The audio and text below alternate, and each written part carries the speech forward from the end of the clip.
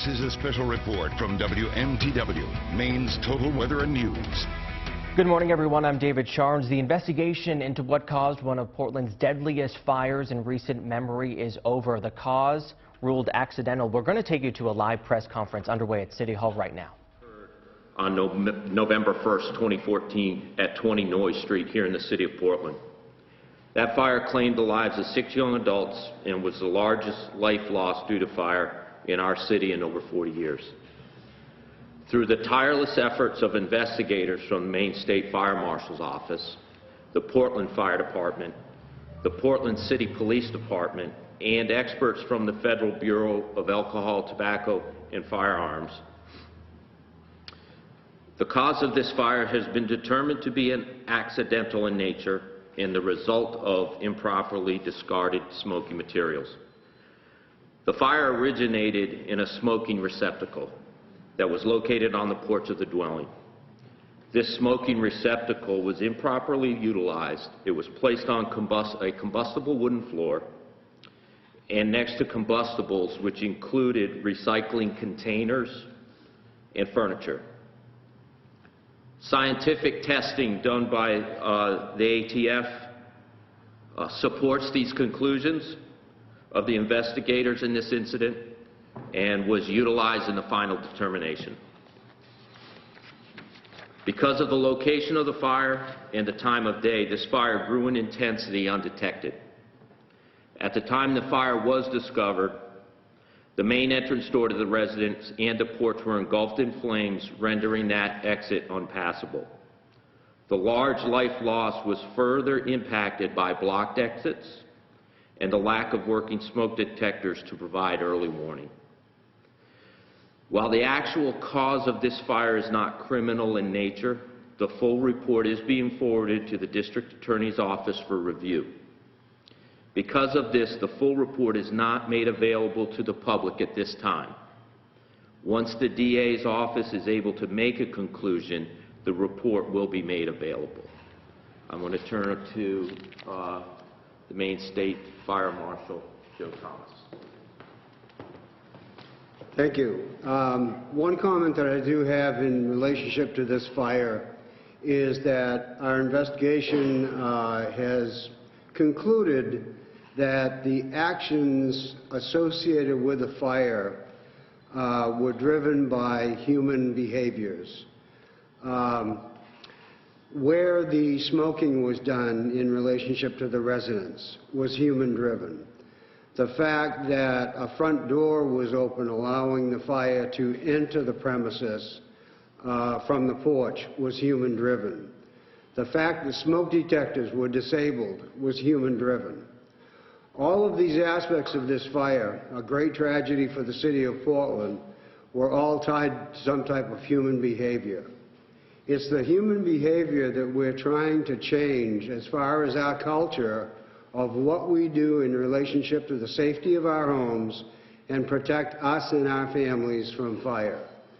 This is a perfect example of the things that people do not heed as far as their safety is concerned that lead to these tragedies. Our conclusion of an accidental fire is directly attributable to those human behaviors. And those are the things that we want to caution people about. And as we have been doing statewide, very much since our fatalities of 26 last year in the state of Maine, is encouraging people to make sure that they do have operating smoke detectors in their homes. And with that, I will entertain a few questions. Yes, sir. I understand the way the receptacles are described, these plastic containers that we see everywhere. What is the message to people? Because I see them on cement, you can see them on wooden porches and things. And it sounds like these things are pretty common. Should we blame the manufacturer of these things? I'll let Jim, the case of the receptacles that we have in relationship to the fire were somewhat different than you would find in relationship to the manufacturer's recommendations. When they come through for use in an appropriate area, They have metal containers inside to contain the cigarette butts and residue. As you mentioned, you know, they're very often located on a place where there are not adjacent combustibles associated with them. You see two types out there. There's metal ones, there's plastic ones. Used appropriately, they serve the purpose. Under the circumstances that we had here, there were some changes and modifications of their use. It certainly played a factor into the fire. When you say smoking material, do you mean cigarettes? Yep. When you say cigarettes? Cigarettes. Can you describe, you said that there were blocked exits in the home. Can you just describe in a little more detail, were all of the exits blocked aside from that one that was obviously engulfed in flames in front? And unfortunately, that is a part of the full report, which the district attorney will have to review. But there were blocked exits in the building? Yes. Is it typical to forward a report like this to the DA's office, or does this mean that there's a small question mark about the cause being criminal or not? The cause itself is not criminal in nature. The cause of this fire was an accidental fire, and it was caused by improperly discarded smoky materials.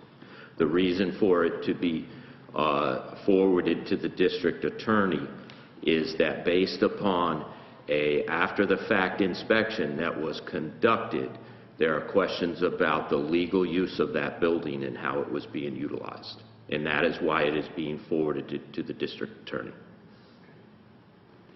Dave. Chief, you mentioned that the fire in that doorway made that impassable. Is there any way of knowing whether people actually tried to get out that door and were able to? That is, again, part of that full report that's being reviewed by the district attorneys. I want to hit on one thing about the alcohol, tobacco, the Federal Bureau of ATF. Their findings support the conclusions made by the investigators in this case. Their full report is still being finalized. We have information from them that supports these findings. That further report will provide much more information, and when that becomes available and after the district attorney is done with their work, that will help to explain the dynamics of this fire much more deeply.